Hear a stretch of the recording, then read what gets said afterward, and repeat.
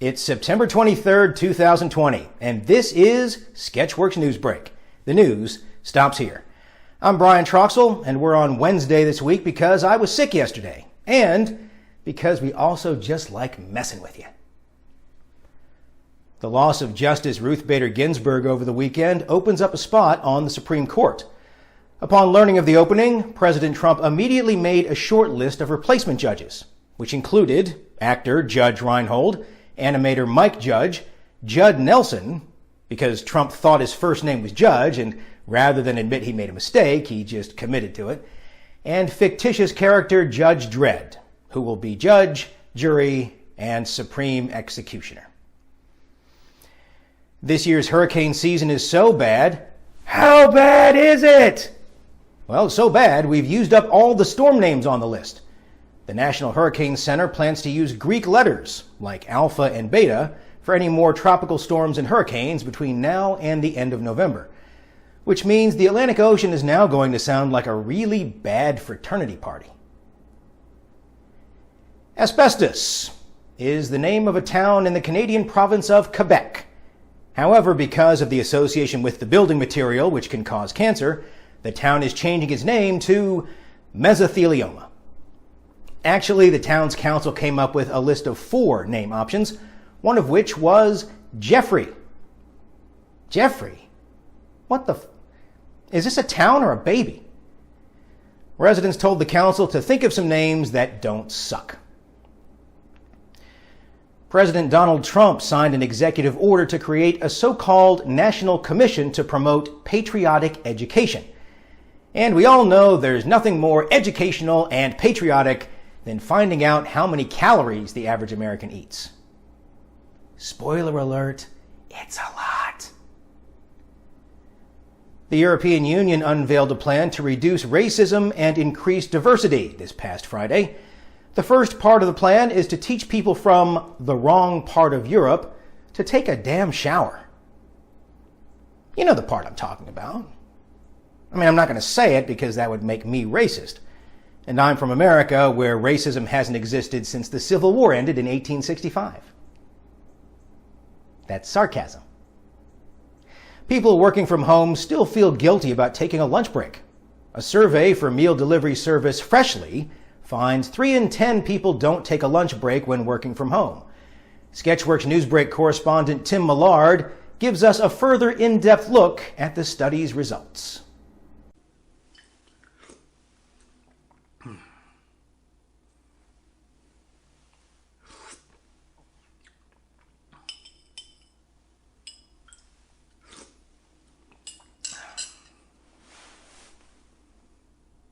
I still have time. I hope that's a really good lunch you're having there, Tim.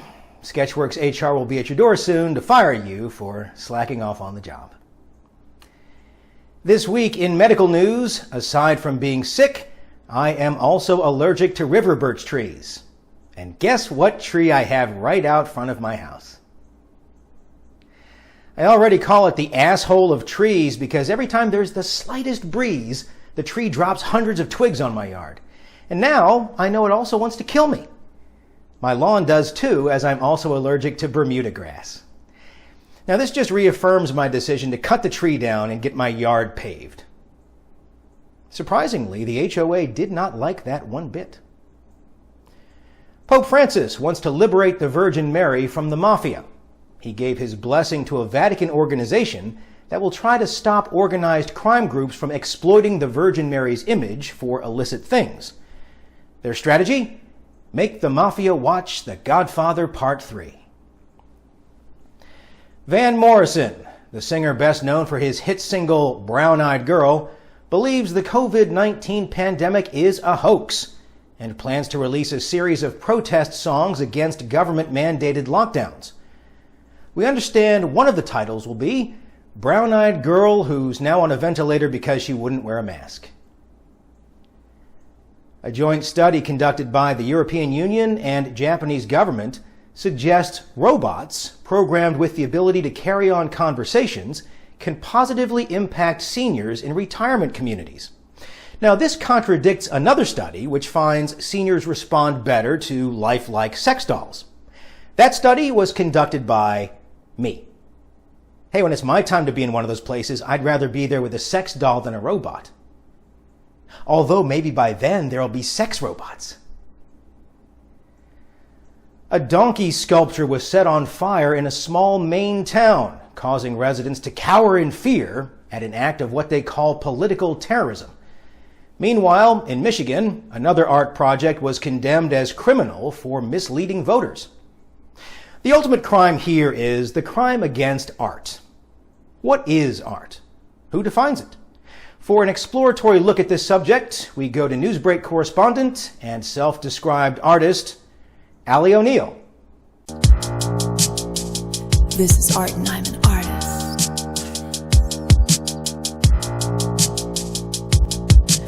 Avant-garde was a word I learned once upon a time when I went to school, and I tried to learn stuff, but I didn't learn very much stuff because I never had to study. I was too smart. Always praised for being so smart, and praising your children for being real smart is probably something that you shouldn't do because they can't control how smart they are. Please praise your daughters for something other than being pretty.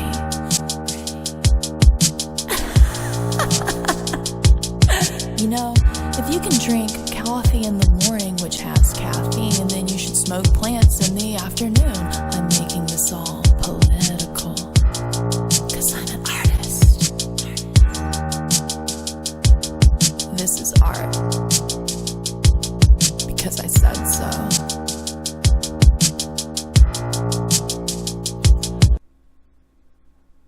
This prescription cough syrup is so awesome.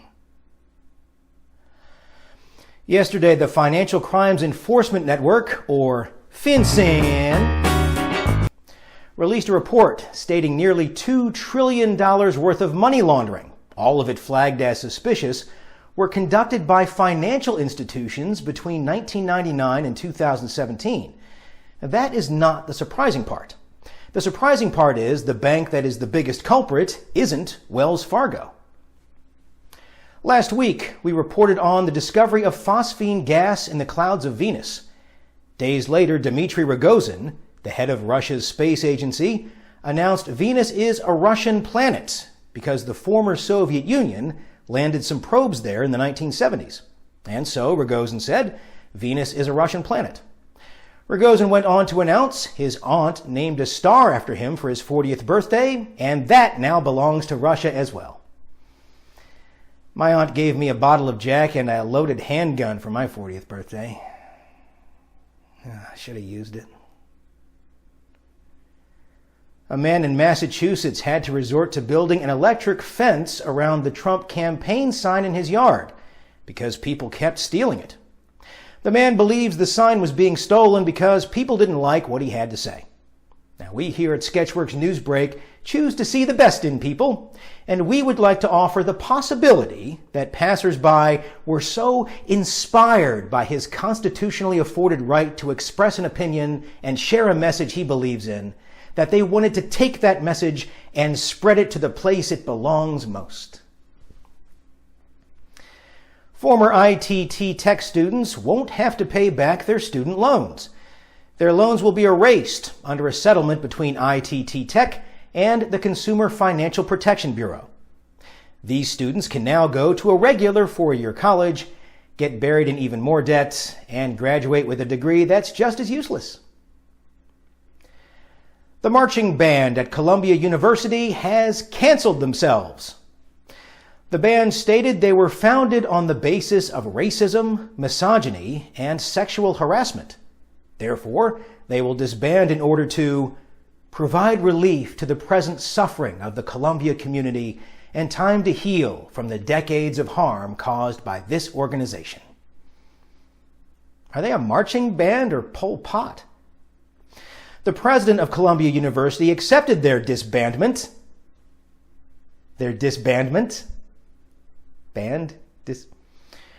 And said from now on he can just bring his iPod to events. Last Thursday, a virtual reading of Fast Times at Ridgemont High was held virtually. The reading raised money for CORE, the community-organized relief effort, and was arranged by Dane Cook, who had absolutely nothing to do with Fast Times. Now, virtual script reads have been common during stay-at-home, but they're typically done by the actors who played the roles in the films.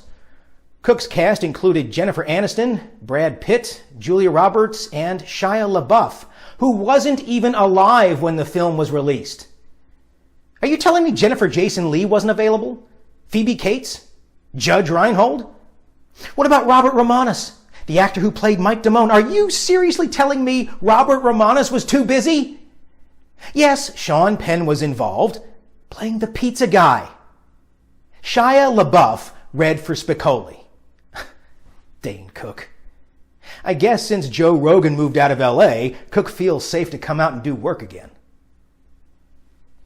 I'd like to point out we've mentioned Judge Reinhold twice during this news break.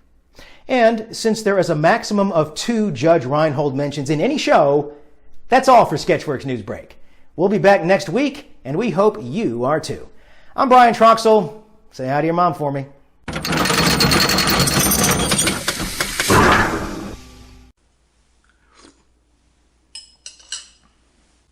Oh, time to get back to work.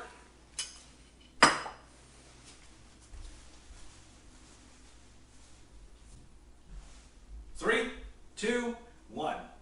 Brian, I went through this study and I found that 6 out of 10 people feel guilty about taking a lunch break even though they've earned it. In fact, news break is over? Ah, damn it.